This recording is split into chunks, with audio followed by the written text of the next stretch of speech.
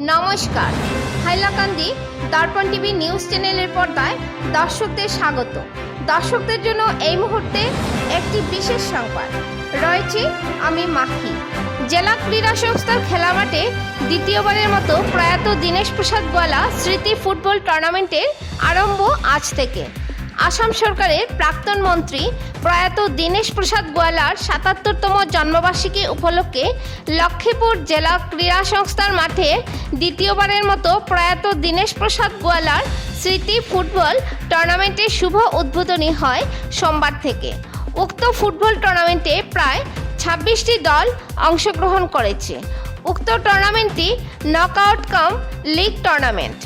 আজ টুর্নামেন্টের প্রথম দিনে উদ্বোধনী ম্যাচ খেলবেন নবজ্যোতি সংঘ দেওয়ানবস্তি ভার্সেস ডিকলং ফাইলিং নো এপি। প্রয়াত দীনেশ প্রসাদ গোয়ালার স্মৃতি ফুটবল টুর্নামেন্টটি উদ্বোধন করেন উনারই সুপুত্র প্রাক্তন লক্ষ্মীপুরের বিধায়ক রাজদীপ গোয়ালা। টুর্নামেন্ট উদ্বোধনীর আরম্ভণীতে প্রয়াত দীনেশ প্রসাদ গোয়ালার প্রতিকৃতিতে মাল্যদান ও পুষ্পার্ঘ্য অর্পণ করে উদ্বোধনী ম্যাচ আরম্ভ করেন। লক্ষ্মীপুরের প্রাক্তন বিধায়ক তথা লক্ষ্মীপুর জেলা ক্রীড়া সংস্থার সভাপতি রাজদীপ গোয়ালা সঙ্গে উপস্থিত ছিলেন। উদ্বোধনী অনুষ্ঠানের মুখ্য অতিথি লক্ষ্মীপুর থানার ওসি কমলেশ সিং সহ লক্ষ্মীপুর জেলা ক্রীড়া সংস্থার বিভিন্ন পদের পদধারীগণ। উদ্বোধনী ম্যাচে নবজ্যোতি সংঘ দেওয়ানবস্তি দলকে ডিকলং ফাইলিং নো এফসি দল 10 গোল দিয়ে জয়লাভ করে। উক্ত প্রয়াত দীনেশ প্রসাদ গোয়ালার পরিবারের পক্ষ থেকে বহন করা হবে বলে সংবাদ মাধ্যমকে জানান লক্ষ্মীপুরের প্রাক্তন বিধায়ক তথা লক্ষ্মীপুর জেলা ক্রীড়া সংস্থার সভাপতি রাজদীপ গোয়ালা। লক্ষ্মীপুর থেকে দীপিকা মল্লিকের প্রতিবেদন। পরবর্তী খবর পেতে চোখ রাখুন হাইলাকান্দি দর্পণ টিভির পর্দায় এবং নিত্য নতুন খবর পেতে চ্যানেলটিকে অবশ্যই একটি লাইক ও ফলো করে দেবেন, যাতে সবার আগে গরম খবর আপনাদের কাছে পৌঁছতে পারে। ধন্যবাদ।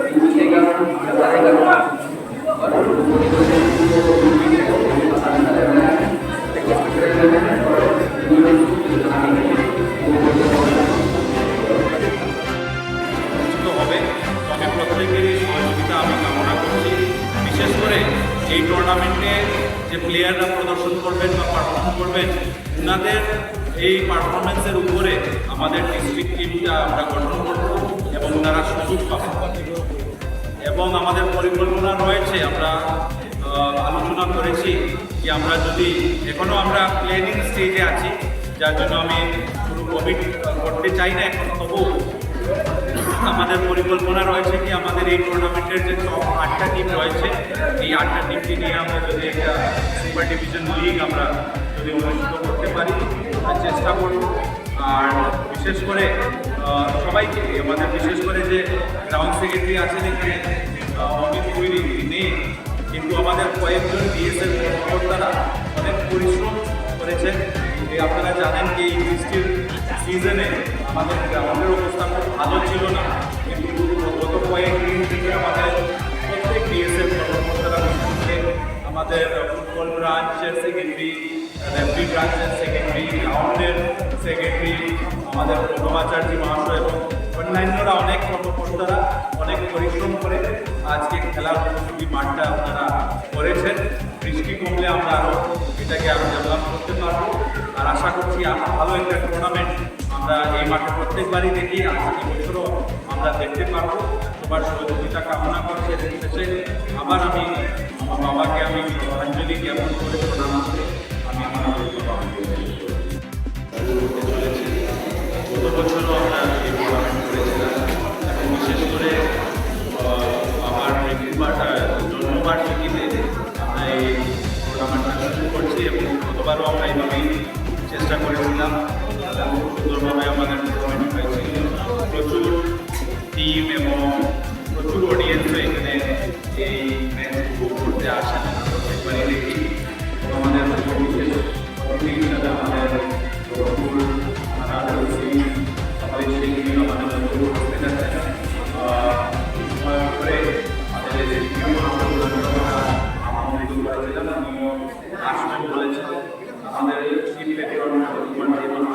আমাদের আমাদের সেক্রেটারি,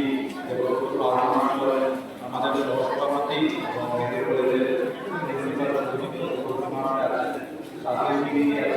আমাদের আরেকজন সাথে আমাদের প্রণবাচার্য, আমাদের ফুটবল ব্রাঞ্চের সেক্রেটারি, আমাদের রেফারি ব্রাঞ্চের সেক্রেটারি আর আমাদের টিমের যে আছে আমাদের ইংল্যান্ডের একটা টিম রয়েছে আর আমাদের দেওয়ানের নবদ্বীপ ক্লাব এখানে আজকে প্রথম ইনগ্রেট হয়েছে, তারা খেলবেন। সাংবাদিক বন্ধুরা সবাইকে আমি বিশেষ ধন্যবাদ জানাচ্ছি, আপনারা সবাইকে উপস্থিত হয়েছে এবং আশা করছি এই টুর্নামেন্ট সাকসেসফুলি আমরা সক্ষম হব করার জন্য এবং সবারই সহযোগিতা আমি কামনা করছি। আর আমাদের সুনামও রয়েছে বিশেষ করে ফুটবলে আমরা অনেক এগিয়ে আছি। আমাদের আসামে বিভিন্ন ডিএসের মধ্যে বিভিন্ন ডিএসের নাম রয়েছে, ফুটবলে আমরা ভালো পারফরমেন্স করেছি বিগত দিনে এবং আমাদের সেক্রেটারি বলেছে যে আগামী 1-2 মাসে আমাদের অনেক টুর্নামেন্ট হবে। আমাদের এটা হলো আমাদের ডোমেস্টিক টুর্নামেন্ট, তার সাথে স্টেট ইউথ লিগের একটি টুর্নামেন্ট আছে যেটাতে এইচ ক্যাটাগরি টুর্নামেন্ট হবে, ওটাও এই মাসের ভিতরেই আমাদেরকে অর্গানাইজ করতে হবে আসাম ফুটবল অ্যাসোসিয়েশনের নির্দেশে। তারপরেও বিভিন্ন ইন্টার ডিস্ট্রিক্টের টুর্নামেন্ট রয়েছে, সিনিয়র ডিস্ট্রিক্ট এইচ ক্যাটাগরির টুর্নামেন্ট হবে ইন্টার ডিস্ট্রিক্ট লেভেলে